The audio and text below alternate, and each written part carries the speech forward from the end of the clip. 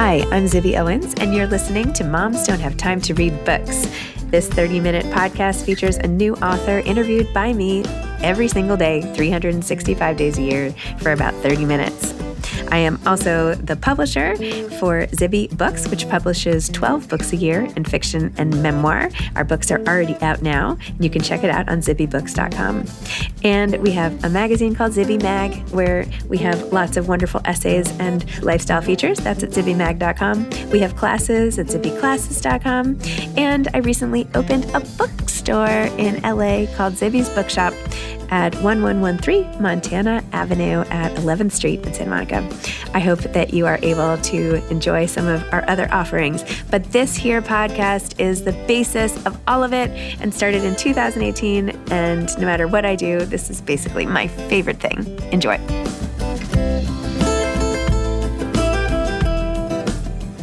Dr. Charles Sophy is the author of Family Values, Reset Trust, Boundaries, and Connection with Your Child.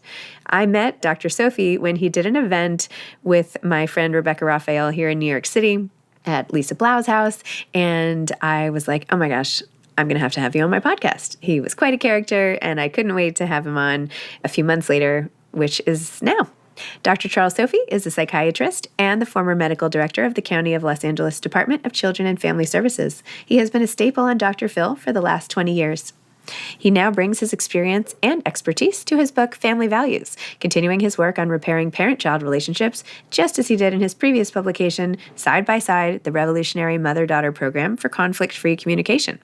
In addition to his work with Dr. Phil, Dr. Sophy has appeared on television programs such as Today, Good Morning America, CNN's Larry King Live, Anderson Cooper 360, and on the Fox News Channel. Welcome, Dr. Sophy. Thanks so much for coming on Moms Don't Have Time to Read Books to discuss family values, reset trust, boundaries, and connection with your child. Thank you for having me. It's my pleasure. So you are a total expert. Tell me what this book delivers that nobody else can deliver for parents who are out there. This book delivers a simple way to take a look at you as a parent, your family as a whole, be able to find out what are the strengths of your family, build a roadmap on those strengths to be able to get to the places where you need to get a little bit stronger. And it's a simple way to look at everybody and as a whole, an individual, and get to a better place as a whole, and really build the value of a family that we've seemed to lose over time.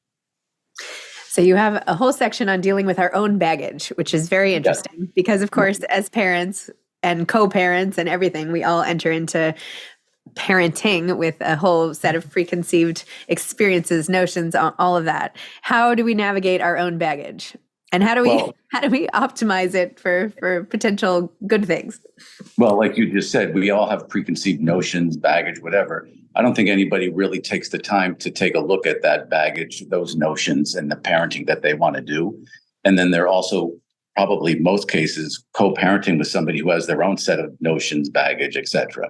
And when nobody's looking at any of that stuff, you're coming together with unknown stuff, and then you're being triggered by children. So when you have a 2-year-old, you're going to be triggered in certain ways that are going to trigger things about you when you were 2, whether you're aware of it or not. So the more you can do inventory of yourself, the better off it is. And I mean, it sounds really cumbersome to say, well, take inventory and know yourself better as a parent before you parent. And it's a lot of work, but I'm talking about just general things to be able to know the things that really upset you. So most parents say, well, I already know those things, and I'm going to do the exact opposite of what my mother and father did. But guess what? That's what leads you right back into doing what they did because you're blind to it. So acknowledging it, understanding it, and really just seeing it will help you prevent from doing things that you don't want to do. And how can everybody in the family band together to have the same goal, right? Like in analyzing family systems and all of that, obviously everybody wants the best for their kids. But how do you advise actually working through this, like tactically? Well, I think it starts with the parents. If there's both parents there, they have to come to a place where they can agree on commingled strengths. So list the strengths of each one of you as an individual parent and the strengths of each one of your children, and then see what the strengths of your family should be built upon. That's the foundation. If you can agree upon that foundation of strengths between the two parents, then that's what you present to your children to build upon. And then allow your children their own individuality of their strengths and stuff so that everybody has input, but we all agree to disagree, but come together at some point on strengths. Interesting.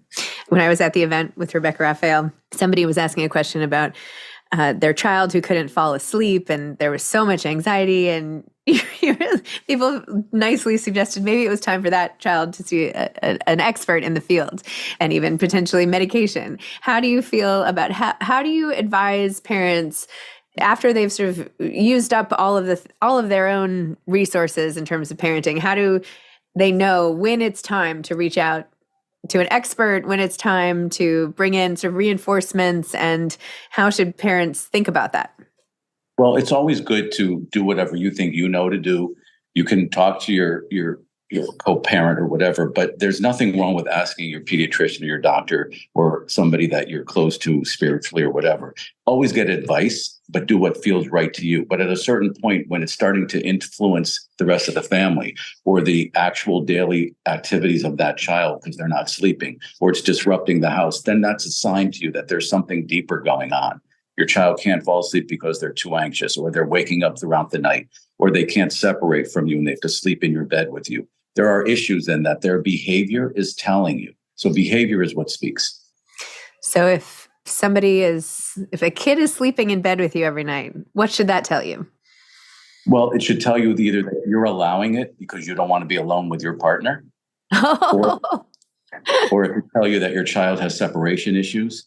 And the best way to get your child to feel good about themselves is, no matter how you can do it, carry them back to their bed even when they're asleep, so that they can wake up in their own bed and feel successful.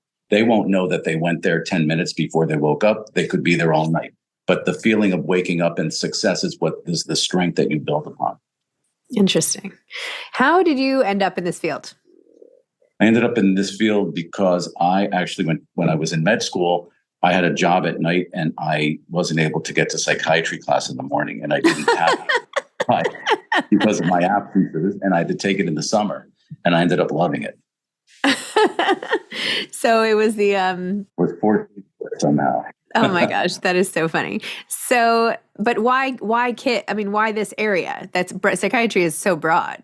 I think because as I went through all of the variations of rotations in general psychiatry, I really saw that a lot of the childhood stuff that I personally went through, because I grew up in Pennsylvania. My dad was a coal miner. We didn't have a whole lot. And I struggled a lot. And I'm also gay. And so I was gay in a small town with all that other stuff. And it was not easy. And I struggled. And I saw that if I only had somebody to help or talk to, it would have made a huge difference. And as I started to do child psychiatry, talking to a child made such a huge difference, and it changed their life, that you could change a kid's life one at a time. I wanted to try to do that. Wow, that's beautiful. It's really nice. Do you feel like there's something let me rephrase this. I feel like there's something even just in validating the feelings that kids have that gives them such a sense of sort of autonomy and feeling good about themselves and all of that. Like, how do you feel? I feel like just being able to focus on the kids is so huge, even though a lot of them say they may not want to do it. So how do you feel about that? And tell me an example of a child that you've been working with who came in feeling one way and left feeling another way, and how that felt to you. Well, I think my biggest thing that I tell people all the time is we don't respect childhood enough as adults. And I think children they're not without emotions and intuitions and feelings. And so they know when they're not being respected. It doesn't have to take a total violation for them to get it. They know when they're not being treated well, or they're being slighted or disrespected. So I think if we start at a place of respecting a child, that's the best place to start. And that's what I do. So if I have a child that comes in, and I see a kid this week who comes in, doesn't want to see me, but I'm not there to tell them to listen, tell them that their parents brought them in. What's your problem? Why are you a problem? All that. I just say, tell me why you think you're here.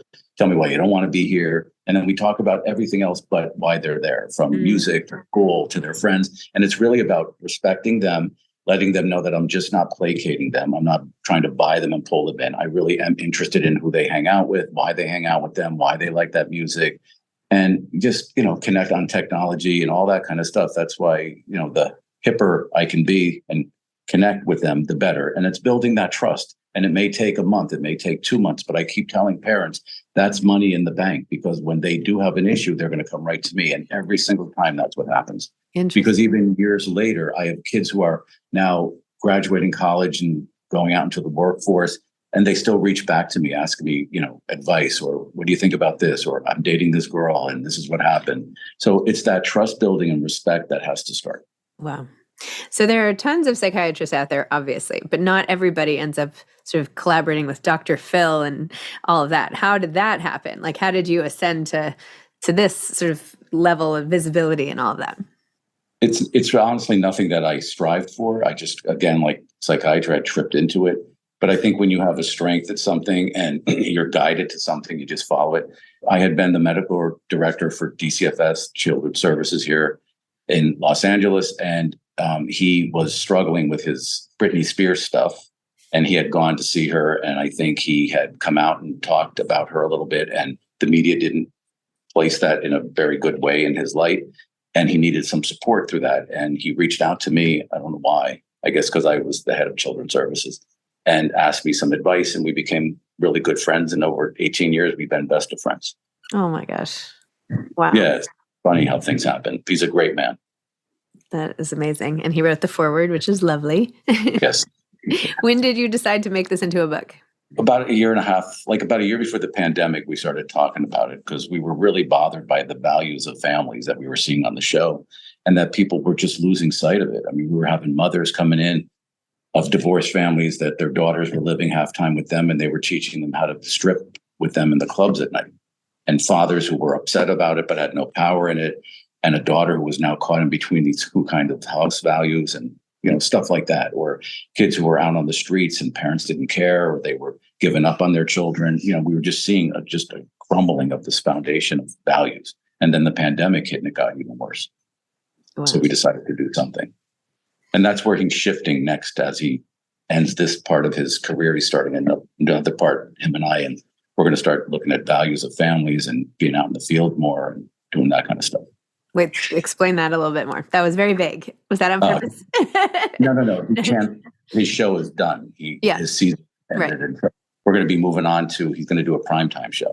Oh, okay. Going to be focused more on family values and how to rebuild family values and how the political scene is maybe eating away at them, or people don't realize they're voting for people who are not really supporting the overall family values of our system and, the things that are important. So that's the kind of stuff we're going to focus on.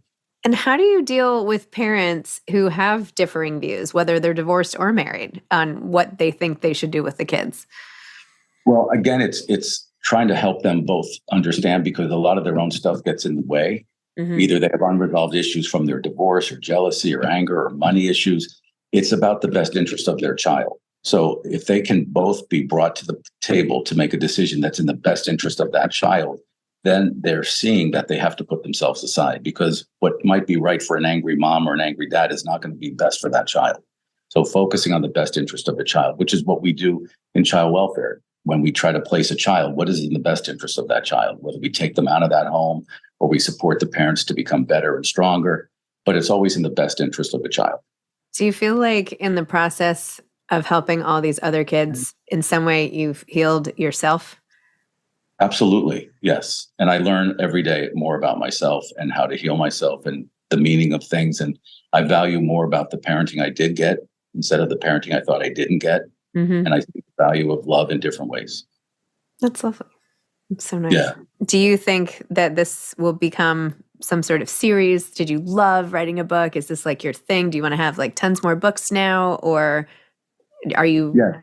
Yes. Yes. Yeah, I'm excited. I mean, I'm also going to do some primetime specials on family values and stuff. So I'm going to do that. I'm going to start my podcast up again with different celebrities that we're going to interview about their families and their family values. So we can start to get it out there about how to build family values, how to shift them, how to strengthen them. And if you don't have them, how to recognize them and build them.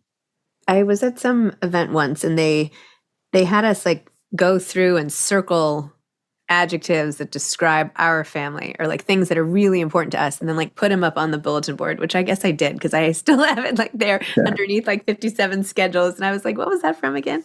I know that's just one mechanism of getting everybody literally on the same page. But what do you feel about exercises like that? Well, I think it's wonderful because when people write things out and see them concretely, it really resonates better with them.